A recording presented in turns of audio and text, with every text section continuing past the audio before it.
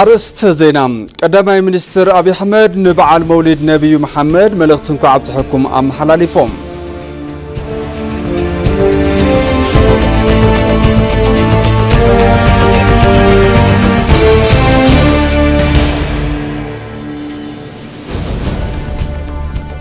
بعال مولد نبي محمد بركز ولو صعبتي اسلمنا باسترخبلو أب مسجد أنوار بدمقة خبيرون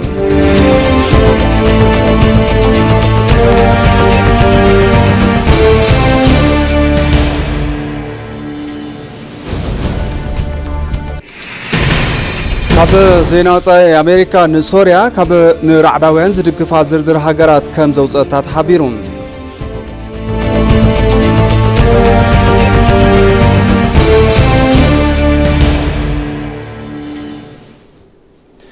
سلام طعمها بالله زخوركم تملكتنا كما يتمسيو لك ساعات حاد خوينو كم تلمود بعد زينا حزنا مصينا لنا انكوا نبعال مولد بسلام ابصحكم كنبل دما نفتو دحري حصار مسغاغري تقاتلنا نملس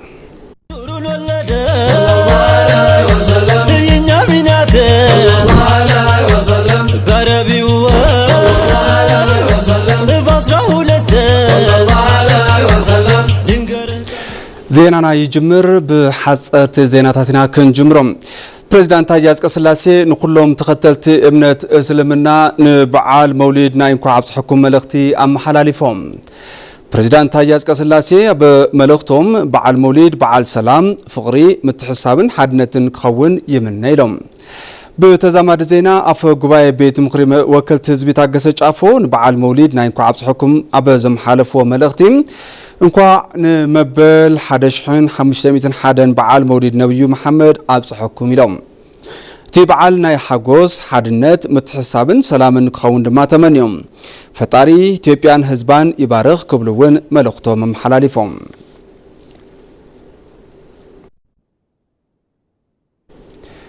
قدماء منستر أبي حمد نبعال مولد نبي محمد ملختنكو عبصحكم أم حلاليفوم تم قدماء منستر أبا زم حلالفو ملختي انكو عبصحكم تاريخ نبي محمد ولدو نسناي علماء كاب زقرصو تاريخات اتحاد يلوم نبي محمد كاب الله زبصحهم ملختي نبعلهم طرح كم زيترفو بمغلاص استتصوعلو نكالوت نمكفال تجيهم يوم كبلون غليزوم مجمرتا نوحدات سبات دحري دما نقربا صحباتات اب موداتام نعلمت ملختي ابصحهم ويوم زبلو قدماء منستر ابي احمد نسم زرؤ وزرئي النافرين نعنببن كم زتغعزن لكع كم نبي تجهنا كندكن كم زلنان ارديوم مولد نبيو انت نخبر كاب هيوتهم ناتمحرنا استمحرنا يدما نهنصت حجر منغستنا انات تقمنالو نكخون ون حادرام حلاليفوم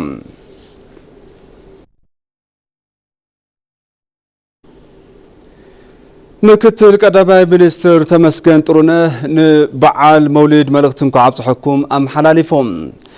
مولد عبيت احواتنا نحسبلو متحبارن حدنتن متحززانن مفققادن بتغبار نغلصلو يو زولو نزيبلو زكافلولن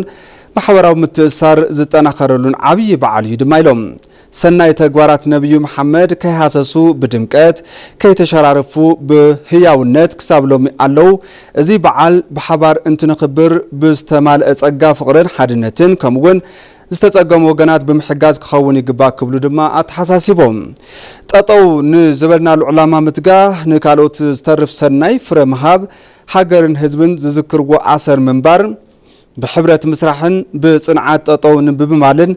ناب شتونا مغسغاس يدلك كبلو دما توم مكتل قدماء منستر اب ملختو مسفيروم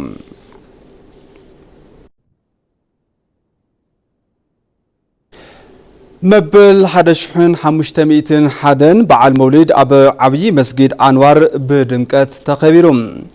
مكتل تقدامي بريزيدنت رعلواي بيت مخرج قدات اسلامنا إثيوبيا الشيخ عبد الكريم بدرين أبا زم حلالفو ملختي إزي بعال بزحات كيد حليفو بحوراوي مخري حساب حقراو زتم أبا استزازم الأوان مخبارو فلوي كم زقبرو قليصوم نبي محمد لعلنة حبشا كم زمسكرو بمذكر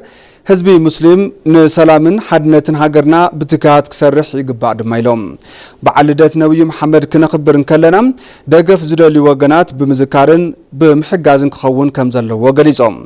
ኣብቲ በዓል ላዕለዋይ ቤት ምክሪ ጉዳያት እስልምና ኢትዮጵያ ላዕለዋይ ቤት ምክሪ ጉዳያት እስልምና አዲስ አበባን ዋና ኢማም ዓብይ መስጊድ አንዋር ሼኽ ጣሃ መሐመድን ሓዊሱ ዲፕሎማሰኛታትን ብዙሓት ተኸተልቲ እምነትን ውን ተረኺቦም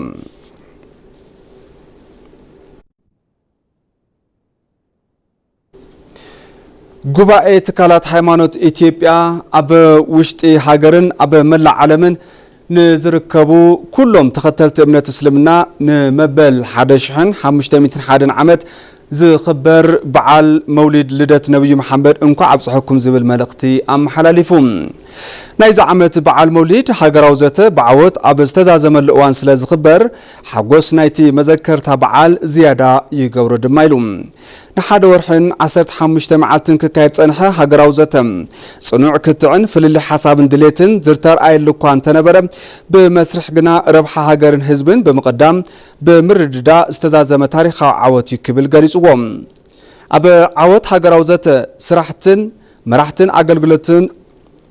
መራሕትን ኣገልገልትን ትካላት ሃይማኖት ዘበርከትዎ ኣስተዋጽኦም ኣዝዩ ዓብይ እዩ ኣብ መጻኢ ድማ ነቶም ዝተገብሩ ስምምዓት ናብ ተግባር ኣብ ምትርጓም ሓላፍነቶም ብተግባር ከም ዝፍጽሙ ጽኑዕ እምነት ኣለና ክብል ገሊጹ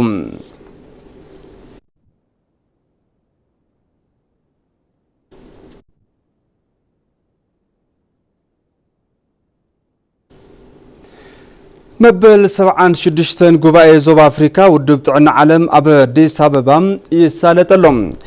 መበል 76 ጉባኤ ዞባ አፍሪካ ውድብ ጥዕና ዓለም ኣብ አዲስ አበባ መዘከርታ ዓወት ዓድዋ ምክያድ ጀሚሮም ኣብቲ መኽፈቲ ስነ ስርዓት ፕሬዝዳንት ታዬ አጽቀሥላሴ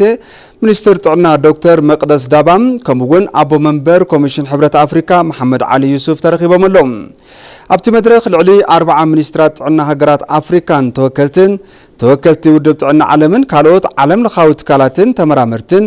ዝምልከቶም ኣካላትን ኣብ ምስታፍ ይርከቡ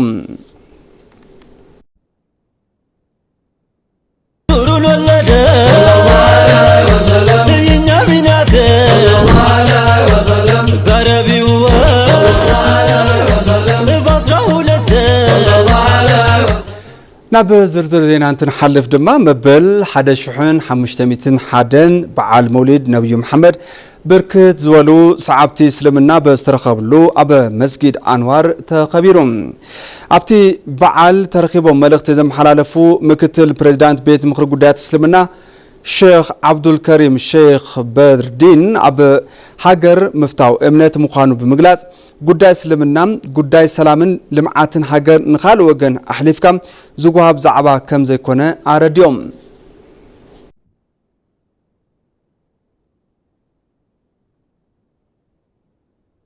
ሁሉ አሸብርቀ ምናሳልፈው ሃገር ሰላም ስለሆነ ነው ሃገር ምፍታው እምነትዩ ተኣኻኺብና ጸቢያና በዓል ነብዕል ዘለና ሃገርና ሰላም ስለዝኾነቲ ጉዳይ ሰላምናን ልምዓትናን እምነትናን ንዝኾነ ኣካል እሕሊፍና ንህቦ ጉዳይ ኣይኮነን ጉዳይና ስለዝኾነ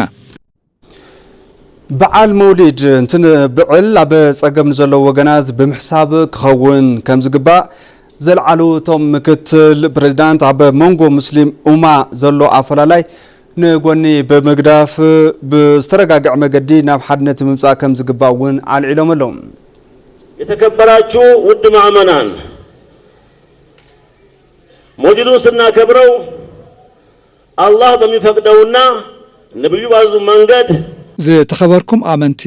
መውሊድ እንትነኽበር አላህ ብዝፈቀዶን ነብዩ ብዝኣዘዝዎ መንገዲ ብዝተፈላለየ ምኽንያት ኣብ ጸገም ዘለዎ ሕዋትና ሙስሊም ክርስቲያን እንከይበልና ብምሕጋዝ ክኸውን ይግባእ ኢትዮጵያ ኣባይ ምዃና ልዕሊ ነብዩ መሐመድ ዝመስከረ የለን እዩ ቅድሚ 1450 ዓመት ነብዩ መሐመድ ብዛዕባ ሓበሻ መስኪሮም እዮም ስለዚ ንሕና ሙስሊም ኢትዮጵያውያን ንነብዩ መሐመድ ልዕሊ ዓለም ክንፈትዎምን ክነኽብሮምን ይግባእ ፍልጠትን መሰልን ብምጥቃም ምስ መንግስቲ ብምትሕባር ናብ ዝሐሸ ምዕራፍ ንምስግጋር ጻዕሪ ምግባር ኣድላይ ምዃኑ ድማ ገሊጾም ኣለው ልዝብ በአስተምህሮ እስልምና ዓብይ ቦታ ዝወሃቦ ሰዓብቲ እቲ እምነት እውን አገደስቲ ውሳነታት ዘዕርፍሉ ከይዲ ምዃኑ ይፍለጥ። ኣብ ሃገራዊ ዘተ እናተሳተፉ ፀንሑ ኡስታዝ በድሩ ሁሴን ምዝታይ በብ ዓውዱ ኣብ ምቅራብን ሓድነትን ህዝብታት ምውዓል ኣድላይ እዩ ኢሎም ይዛረቡ። ዛህራ መሐመድ ኣዘራሪባቶ መላትኻትና ንመለስ። ኢትዮጵያውያን ኣብ ዘካየድዎ ታሪኻዊ ሃገራዊ ዘተ ተሳታፊ ዝነበሩ መምህር እስልምና ኡስታዝ በድሩ ሁሴን ምዝታይ ኣብ ኣስተምህሮት ሃይማኖት እስልምና መሰረታዊ ጉዳይ ምዃኑ ምስ ኢቲቪ ኣብ ዝነበሮም ጸንሒት አረዲዮም። ምክክር ወይም በአረበኛው ቃል ሹራ የሚባለው ሐሳብ ዘተ ወይ ድማ በአረብኛ ሹራ ዝበሃል ቃል ኣብ እስልምና ኣዝዩ መሰረታዊ ሐሳብ እዩ። መራሕቲ ምስ ህዝቦም ክዛተዩ ይግባእ። ወላዲ ምስ ደቁ ክመያየጥ ኣለዎ። ሰብ ሓዳሮም ከመይ ክመርሑ ከም ዝግባእ ክመኻኸሩ ኣለዎም። ብሓፈሻ ምዝታይ እሴት ማሕበረሰብ ክኸውን ከም ዝግባእ ቁርዓን የምህረና። መምህር ሃይማኖት እስልምና ኡስታዝ በድሩ ከም ዝብልዎ ሐሳባት ዘለዎም እወንታውን አሉታውን ጎኒ መሚኻ ንምፍላይ ኢሉውን ሐሳባት ከከንፍልልያቶም ዘለዎም ነናይ ባዕሎም ሓለፋ ጠሚርካ ናብ ናይ ሓባር ምርድዳ ንምብጻሕ ምዝታይን ምልዛብን አገዳሲ እዩ። ወአምሩሁም ሹራ በይነሁም ይላል። የነርሱ ጉዳያቸው በሙሉ በምክክር ላይ የተመሰረተ ነው ማለት ነው። ቁርዓን ጉዳያት ደቂ ሰባት ኣብ ዘተ ዝተመስረተ ምዃኑ እዩ ዝነግረና። ኣብ ሹራ ዝተመስረተ እዩ። እዚ ዝኾነሉ ቀንዲ ምክንያት ወዲ ሰብ ደካማ ስለ ዝኾነ ወዲ ሰብ ዓቕሙ ዝተደረተ ስለ ዝኾነ ሓደ ዘለዎ ርድኢት እቲ ካልእ ብኻልእ ኣንፈት ስለ ዝርድኦ ንሱ እንትድመርን ናብ ሓደ እንትወሓድን ዝሓሸ ርድኢት ስለ ዝህብ እዩ። ኩሎም ሓሳባት ናይ ባዕሎም ጠቃምን ጎዳእን ጎኒ ኣለዎም። ጎዳኢ ባህርያቶም ንምንካይ እቲ ጠቃሚ ጎኖም ድማ ዝያዳ ንምምዕባል ምዝታይ ኣዝዩ ወሳኒ እዩ። ጉባኤ ሃገራዊ ዘተ ኢትዮጵያውያን ዘለውዎም ፍልልያት ብሰላማዊ መንገዲ መዕለቢ ብምሃብ ናብ ናይ ሓባር ጉዕዞኦም ንምቕጻል ምዝታይን ምቅርራብን ከም ባህሊ ዓትዒቶም ንኽዘልቁ ማዕጾ ዝኸፈተን ሰረት ዘንበረን እዩ። ምክክር በረከት አለው ከአላህ Subhanahu Wa Ta'ala የሚገኝ ትሩፋት አለው ማለት ነው። የምክክር ጉባኤው በራሱ ምዝታይ በረከት ኣለዎ፣ ዝርከብ ጸጋ ኣለዎ። እቲ ጉባኤ ሃገራዊ ዘተ ንባዕሉን ተሪኢና ንገለ ኣሕዋተይ እናበልክዎም ጉን ዝነበርኩ እቲ ዓብይ ረብሓ እዚ ጉባኤ ምዝራብ ምይይጥ ምጅማር እዩ። እዚ ባህል እዚ ዓብይ እሴት እዩ። ኩሉ ሰናይ እንሓሰበ ብዘይ ምዝርራቡ ጥራሕ ናይቲ ካልእ ሓሳብ ብዘይ ምፍላጡ ጥራሕ ብተቃርኖ ጠጠው ክብል ይኽእል እዩ። እንትላዘቡ ግን ከምዚ ዲኻ ሓሲብካ ኣነ እውን ከምዚ ሓሲበ ነይረ ተባሂሎም ዝሓሸ ሓሳብ ይምዕብል ማለት እዩ። መጻኢ ወለዶ ሕዚ ዝተጀመረ ዘተ ከም ባህሉ ተቐቢሉ ክወስድ ይግባእ ዝብሉ ኡስታዝ በድሩ ሃገር ብልዝብ ብዘተን ብእሂን ምሂንን ከመይ ንምርሓያ ዝብል ዓብይ ዕዮ ገዛ ከም ዝጽበዮ ኣገንዚቦም እዮም። ሕዚ ድማ ናብ ዜና ወጻኢ ክንሰግር ተመልከትና። ኣሜሪካ ንሶርያ ካብ ንራዕዳውያን ዝድግፋ ዝርዝር ሃገራት ከም ዘውፀታ ተሓቢሩሎም። ሶርያ ነቲ ታሪኻዊ ውሳነ ኣሜሪካ ብሓጎስ ከም ዝተቐበለቶ ዝገለጸት ኮይና እዚ ውሳነ ንልዕሊ 14 ዓመታት ብዝቐጸለ ውግእ ሕድሕድ ዝተጎደት ሃገር እንደገና ንክትህነፅ ጽቡቕ ዕድል ከም ዝፈጥር ገሊጻላ። ፕሬዚዳንት ሶርያ ኣሕመድ አልሻርዓ ነቲ ውሳነ ታሪኻዊ ክብሉ ዝነኣድዎ ኮይኖም ንዓመታት ኣብ ጽዑን ተወዲቓ ጸንሐት ሃገሮም ለውጢ ንምምጻእ እዚ ውሳነ ኣገዳስነት ከም ዘለዎ ኣብሪሆም ኣለዉ። ሶርያ ካብቲ ዝርዝር ዝወፀት ድሕሪ 45 መዓልታት ዝወሰደ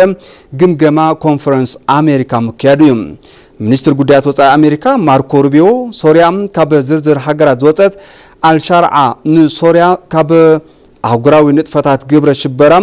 ሙሉእ ብምሉእ ንምርሓቕ ዘርኣይዎ ቆራጽነትን ዝኣተውዎ ቃልን መሰረት ብምግባር ኢሎም። በዚ ምክንያት ድማ ሎሚ ደማስቆ ካብ ዝርዝር ሃገራት ደገፍቲ ግብረ ሽበራ ከም ዝወፀት እዮም ገሊጾም ዘሎም። ኣብዚ እዋን ሰሜን ኮርያ ኢራንን ኩባን ጥራሕ ኣብ ዝርዝር ግብረ ራዕዲ ዝርከባ ሃገራት እየን ክብል አልጀዚራ ጸብጺብዎም።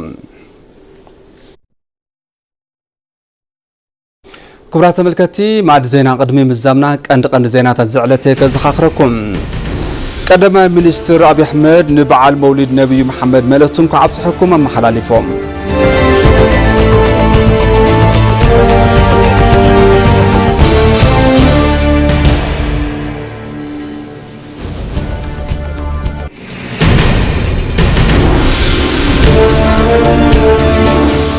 በዓል መውሊድ ነብዩ መሐመድ ብርክት ዝበሉ ሰዓብቲ እስልምና ኣብ ዝተረኸብሉ ኣብ መስጊድ አንዋር ተኸቢሩ።